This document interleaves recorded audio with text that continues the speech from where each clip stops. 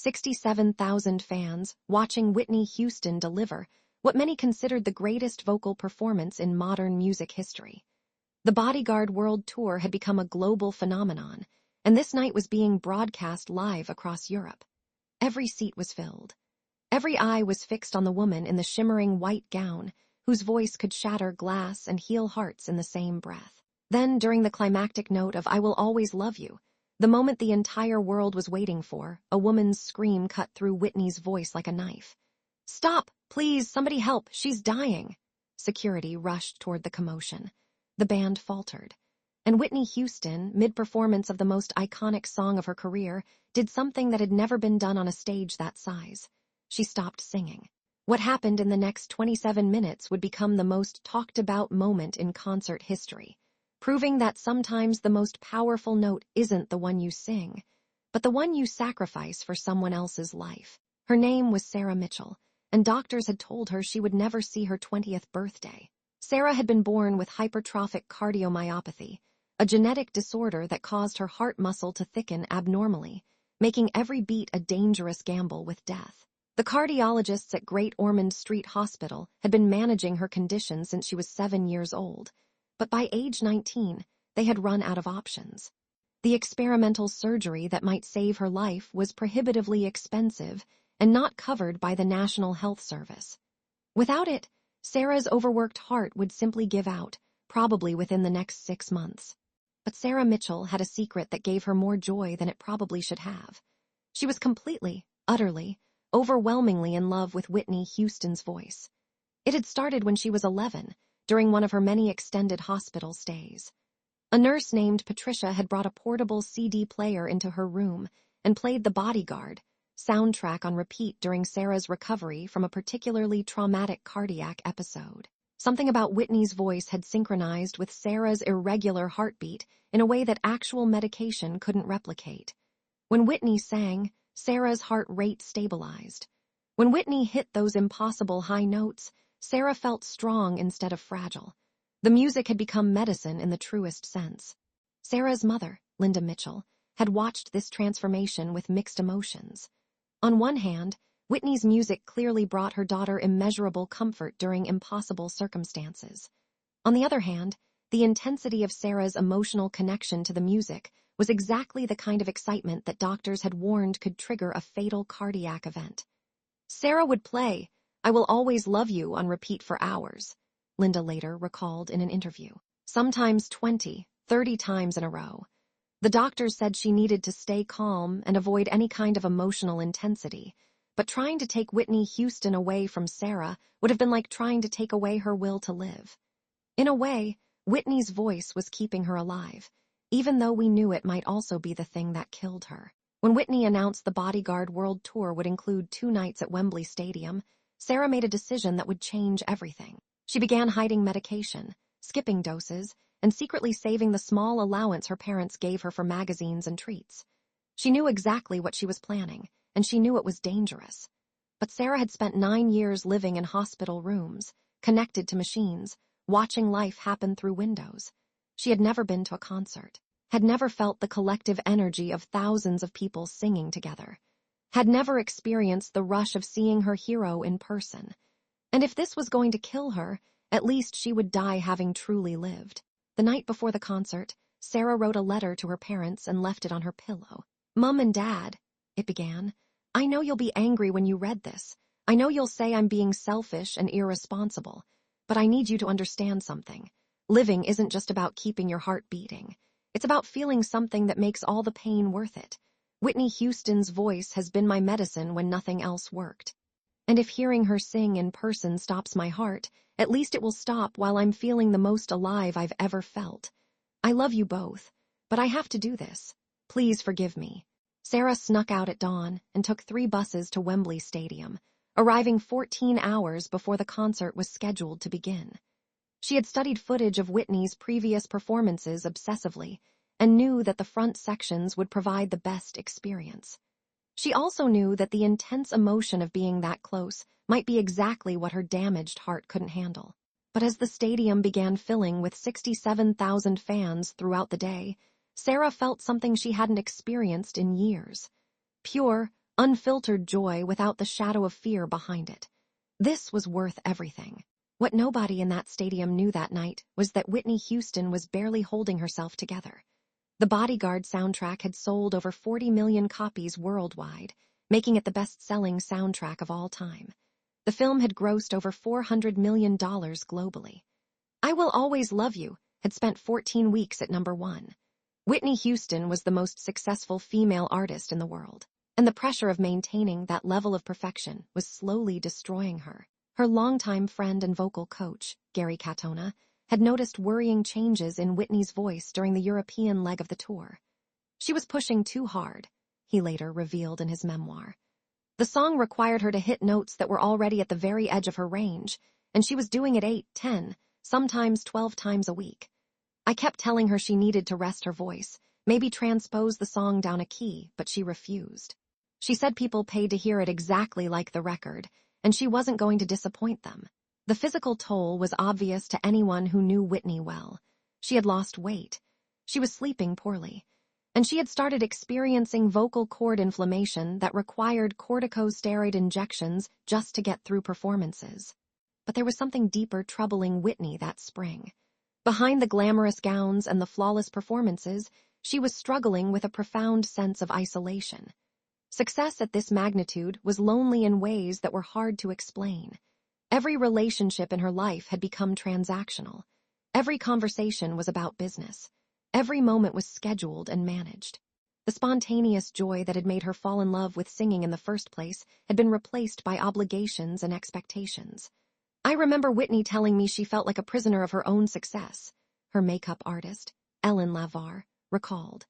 She said sometimes when she was singing, "I Will Always Love You," she felt like she was singing at her own funeral. The song that had given her everything had also taken away her freedom to just be human. The Wembley Stadium concert that night started perfectly. Whitney opened with "I Wanna Dance with Somebody," her energy infectious as 67,000 people sang along. Song after song, she delivered her usual perfection, but those who knew her well could see the exhaustion behind the smile. By the time she reached the second half of her set, her voice was showing signs of strain. Small cracks appeared in notes that should have been effortless. Her breathing was slightly labored between songs. She was running on fumes and willpower. As the lights dimmed for the final section of the concert, Whitney took a moment backstage to compose herself. This was it. The moment everyone came for. "I Will Always Love You" was always the emotional peak of her shows, and tonight was being broadcast live across Europe. Millions of people were watching. She couldn't afford to be anything less than perfect. She closed her eyes, took 3 deep breaths, and whispered something to herself that her sound technician caught on the backstage audio feed. "Please, God, just let me get through this song. Just this one more time." Sarah Mitchell had made it through most of the concert in a state of euphoric disbelief. She was actually here. She was actually watching Whitney Houston perform live. Every song felt like a gift, every note like medicine pouring directly into her damaged heart. She had taken her emergency medication twice already, her pulse dangerously elevated from the excitement, but she didn't care. This was everything she had dreamed of and more. Linda Mitchell, sitting beside her daughter, kept checking Sarah's pulse with growing concern. Her heart rate was over 140, Linda remembered. "I knew we needed to leave, but every time I suggested it, Sarah would just squeeze my hand and say, 'Just one more song, Mum. Please, just one more.'" When the lights dimmed and the familiar opening notes of "I Will Always Love You" began, Sarah felt tears streaming down her face before Whitney even started singing. This was the song that had saved her life more times than she could count. The song she had listened to during every hospital stay, every painful procedure, every moment when giving up seemed easier than fighting. Whitney appeared on stage in a flowing white gown, looking like an angel under the spotlight. She began the song softly, intimately, as she always did, building slowly toward the legendary climactic note that would come later. Sarah sang along, her voice lost in the massive choir of 67,000 people, but her heart singing louder than them all. But as Whitney built toward the first big note, Sarah felt something terrifying happen. Her heart, already pushed beyond its limits by hours of excitement and adrenaline, began to beat irregularly. The familiar, awful sensation of her heart struggling to maintain rhythm sent panic shooting through her body. She tried to calm herself, tried to slow her breathing, but the combination of overwhelming emotion and physical exhaustion was too much for her damaged heart to handle. "Sarah, what's wrong?" Linda asked urgently, seeing her daughter's face pale. Sarah tried to speak but couldn't form words. The world around her began to spin. The stadium lights became blindingly bright, then started to fade. Whitney's voice, the most beautiful sound Sarah had ever heard, began to sound distant and distorted. Her legs gave way, and she collapsed into her mother's arms. Linda's scream cut through the music like a blade through silk. "Stop! Please, somebody help! She's dying!" The people around them immediately began calling for medical assistance. Security guards rushed toward the commotion. But something else happened that nobody expected. Whitney Houston, in the middle of singing the most important note of the most important song of her career, heard that scream, heard the terror in a mother's voice, and stopped singing. The band, confused by Whitney's sudden silence, gradually stopped playing. The massive stadium, which seconds before had been filled with the sound of 67,000 people singing together, fell into shocked silence. Whitney stood at center stage, her hand still raised from the gesture she'd been making when she stopped and spoke into her microphone. "Wait, stop everything." Her voice carried to every corner of the stadium. "Someone needs help. Where is she?" Linda, still holding her barely conscious daughter, managed to shout back through her tears. "Here, third row, please, she's got a heart condition. She came to see you and now she's dying." Whitney didn't hesitate. She turned to her band and said something that would shock everyone in attendance. "Stop the music, all of it. We're not continuing until I know she's okay." What happened next defied every convention of live performance and every expectation of how a global superstar should behave. Whitney Houston, still wearing her white performance gown and wireless microphone, walked off the stage and directly into the crowd. Her security team scrambled to surround her, but Whitney was focused on only one thing, getting to the girl who had collapsed. "Ma'am, what's your daughter's name?" Whitney asked Linda as she pushed through the crowd. "Sarah," Linda sobbed. "Sarah Mitchell. She's 19. She has a heart condition and we shouldn't have brought her, but she loves you so much she risked everything just to hear you sing." Whitney knelt down beside Sarah, who was conscious but clearly in distress. The medical team had arrived and was preparing to move her, but Whitney held up her hand. "Sarah, can you hear me?" Whitney said softly, taking Sarah's hand. Sarah's eyes focused on Whitney's face, and for a moment she thought she must be dying and this was a beautiful hallucination. But Whitney's hand was warm and real, and her voice, even without a microphone, was the most beautiful sound Sarah had ever heard up close. "You came here to see me sing," Whitney said, her voice breaking with emotion. "And I'm not letting your night end like this. Tell me, Sarah, what's your favorite part of the song? The part that makes you feel strongest?" Sarah managed to whisper, barely audible. "The last note. When you reach for something impossible and make it real. It makes me feel like I can survive anything." Whitney looked at Sarah for a long moment, then at Linda, then at the thousands of people now watching this intimate moment on the stadium's massive screens. She made a decision that her tour manager would later call both career suicide and the most courageous thing he'd ever witnessed. "Ladies and gentlemen," Whitney said, her voice now carrying through the stadium's sound system. "This is Sarah Mitchell.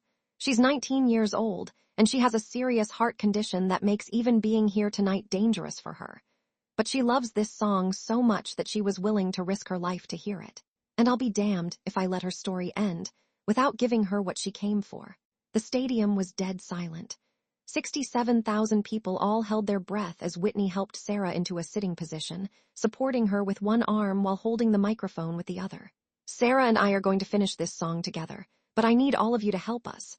I need you to be completely silent. No singing along. No noise. Just listen, because Sarah needs to hear this clearly. Her heart needs to hear this." Whitney looked at her band, which was still on stage, completely bewildered by what was happening. "Boys, give me just the piano, very soft. We're starting from the bridge." The pianist began playing softly, the gentle notes floating through the massive stadium. And then Whitney Houston, without any backing vocals, without any production, began singing directly to Sarah Mitchell. Her voice was pure, vulnerable, more intimate than anyone in that stadium had ever heard it. "And I will always love you," she sang, looking directly into Sarah's eyes. "I will always love you." As Whitney sang, something extraordinary happened. Sarah's erratic heartbeat, which had been dangerously irregular, began to stabilize. The combination of Whitney's calming presence, the gentle music, and the overwhelming emotional release seemed to reset something in Sarah's damaged heart. Medical professionals who later studied what happened that night called it a vagal response, a physiological reaction where intense emotion can actually regulate heart rhythm. But everyone who was there knew they were witnessing something more than medicine could explain. Whitney continued singing, her voice building gradually, carefully, toward the legendary final note. The entire stadium was crying. Not just crying, but sobbing, overwhelmed by the raw humanity of what they were witnessing. This wasn't a performance. This was one human being using her gift to literally keep another human being alive. When Whitney reached the final phrase, she did something nobody expected. She stopped just before the climactic high note and looked at Sarah. "This part is for you," she whispered. "This is the part that makes you feel strong, so we're doing it together. On 3, 1, 2, 3. Whitney Houston and Sarah Mitchell sang that final note together. Whitney's perfect, powerful voice blended with Sarah's weak, but determined voice in a moment of pure human connection. The note lasted 8 seconds, longer than Whitney had ever held it before. And when it finally ended, 67,000 people erupted in applause that shook the stadium to its foundation. But they weren't just applauding the performance. They were celebrating life, survival, and the power of music to literally save someone's heart. The stadium medical team wanted to immediately take Sarah to the hospital, but Whitney refused to let her go alone. "I'm coming with you," she announced, still holding Sarah's hand. Her tour manager tried to intervene. "Whitney, we have to finish the show. There are 67,000 people here." Whitney looked at him with a combination of exhaustion and clarity. Those 67,000 people just witnessed something more important than any concert. They saw what music is actually supposed to do. They'll understand. And if they don't, that's okay. Some things are more important than a show. Whitney climbed into the ambulance alongside Sarah and Linda, still wearing her white performance gown. The sight of the world's most famous singer sitting in an ambulance, holding a teenager's hand while the vehicle raced through London streets, was surreal. But inside that ambulance, something profound was happening. Sarah, now stabilized but still in danger, looked at Whitney with tears streaming down her face. "I'm so sorry I ruined your concert," she whispered. Whitney smiled through her own tears. "Sarah Mitchell, you didn't ruin anything. You reminded me why I sing. You reminded me that this gift I have isn't about hitting perfect notes or selling records. It's about connecting with people in their most vulnerable moments. You saved me tonight as much as I saved you." At Royal London Hospital, Whitney stayed with Sarah until the cardiac specialists had completed their evaluation. The news was both good and bad. Sarah's heart had stabilized, but she urgently needed corrective surgery that her family couldn't afford. When Whitney learned this, she didn't hesitate. "How much?" she asked Linda. When Linda explained that the experimental procedure would cost over £200,000, Whitney pulled out her phone and called her manager. "I need you to arrange a wire transfer tonight. £200,000 to Royal London Hospital for Sarah Mitchell's cardiac surgery. And I want the best surgeon in the world. Get them here, no matter what it costs." But Whitney's help went beyond financial support. Over the next 6 months, as Sarah recovered from her surgery and rebuilt her strength, Whitney stayed in touch. She called weekly, sent flowers and cards, and when Sarah was finally well enough to travel, Whitney arranged for her to attend another concert with the best seats in the house and the assurance that medical staff would be immediately available if needed. "Whitney became like family," Linda Mitchell later said. She didn't just save Sarah's life that night at Wembley. She gave her a reason to fight through the recovery, to believe that her life had purpose and value. Sarah's recovery was remarkable. The surgery, performed by the world's leading cardiac specialist, not only repaired her heart but gave her a quality of life she had never known. For the first time in her life, she could exercise, get excited, experience intense emotions without the constant fear of sudden death. But more importantly, she had discovered her own purpose. "That night changed everything for me," Sarah said in a 2010 interview. "Whitney showed me that music isn't just entertainment. It's medicine, it's therapy, it's life itself, and I wanted to help other people experience what I experienced." Sarah went on to study music therapy at university, specializing in cardiac patients. She pioneered new treatments that used music and vocal exercises to help patients with heart conditions regulate their cardiac rhythms. Her research, published in leading medical journals, demonstrated scientifically what Whitney had proven that night at Wembley. that music can literally affect heart function in measurable, therapeutic ways. She founded the Always Love Foundation, a nonprofit organization that provides music therapy to children with cardiac conditions, and every child in the program receives a recording of Whitney Houston singing, "I Will Always Love You." "Whitney's voice saved my life," Sarah explained. "Now I'm using what I learned to help save others." The footage of Whitney Houston stopping her concert and singing to Sarah Mitchell went viral before social media even existed. Television news programs around the world covered the story. The video, captured by multiple audience members and the stadium's broadcast cameras, became one of the most watched moments in concert history. But more importantly, it changed how people thought about both Whitney Houston and the purpose of entertainment itself. Music critics who had sometimes dismissed Whitney as merely a technically perfect singer were forced to reconsider. This wasn't just about vocal technique. This was about using that technique in service of genuine human connection and healing. For Whitney personally, the experience had a profound impact. Her vocal coach, Gary Katona, noticed an immediate change. After that night, Whitney stopped worrying so much about hitting every note perfectly. She started focusing more on the emotional truth of each performance. She realized that being slightly imperfect but genuinely present was more powerful than being technically flawless but emotionally distant. Friends close to Whitney also noted that the experience gave her a new perspective on her own struggles. Whitney was dealing with a lot of personal demons during that period, her friend Robin Crawford later revealed. But helping Sarah gave her clarity about her own worth beyond her voice. She started to understand that who she was as a person mattered more than what she could do as a performer. The Wembley concert became legendary not for its technical perfection, but for its humanity. Whitney never rescheduled or replayed that particular performance. She said the evening was perfect exactly as it happened, incomplete but honest. In subsequent concerts, Whitney began incorporating more spontaneous moments of connection with audience members, often pausing to acknowledge individuals who seemed to be struggling or deeply moved by the music. "She became a different kind of performer after Sarah," said her music director, Ricky Minor. "Less concerned with being a legend and more interested in being real." When Whitney died tragically in 2012, Dr. Sarah Mitchell spoke at her memorial service.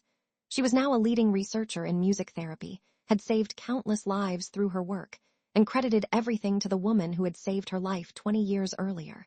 "Whitney Houston taught me that the most powerful note you can sing is the one you offer to someone who needs it most," Sarah said through tears. "She showed me that true artistry isn't about perfection. It's about presence. It's about showing up for people in their most vulnerable moments and saying, 'I see you, I value you, your life matters to me.'" That night at Wembley, Whitney gave up her perfect performance to give me a chance at life. Now, every patient I help is a continuation of that gift. Today, there's a plaque backstage at the venue that replaced the original Wembley Stadium. It reads, "In memory of the night Whitney Houston stopped the show, May 1994, when music became medicine and a superstar became human." Every performer who plays that venue sees it and asks about the story. And when they hear about Whitney and Sarah, something changes in how they think about their own role as artists. Because that May night in 1994 reminded everyone that entertainment is not just about spectacle and perfection. Sometimes, the most important thing you can do is stop the show completely and show up for a single human being who needs you. This incredible story shows us that greatness isn't measured by technical perfection or commercial success, but by the moments when we choose to be fully present for someone who needs us. Whitney Houston could have finished her song. She could have let the professionals handle Sarah's medical emergency. She could have maintained the illusion of superstar untouchability. Instead, she chose to be human, vulnerable, and present. And in doing so, she created a moment that has inspired millions and saved countless lives through the work of the woman she saved that night. What would you sacrifice to help someone in their most desperate moment? How can we all be more willing to stop our perfect performances and show up authentically for people who need us? Share your thoughts in the comments below. If this story moved you, hit that like button and share it with someone who needs to remember that every life has infinite value. Subscribe and ring that notification bell because we have more powerful stories that prove compassion and presence can literally change the world. Until next time, remember, Sometimes the most powerful note is the one you don't sing for yourself, but for someone else's heart.